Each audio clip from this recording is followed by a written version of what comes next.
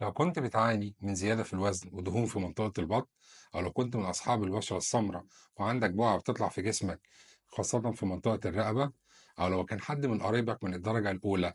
جاله سكر سواء الأب أو الأم أو حد من الإخوات، أو لو كنت ماشي على علاجات للقلب حتى لو كان ارتفاع ضغط الدم، أو لو كنت بتعاني من تكيسات في المبايض أو جالك قبل كده سكر أثناء الحمل،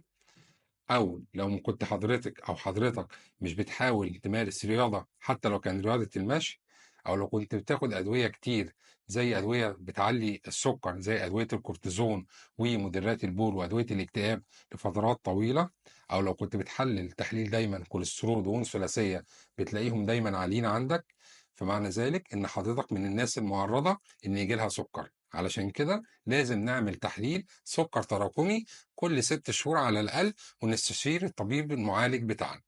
دمتم جميعا في أتم صحة وسلام.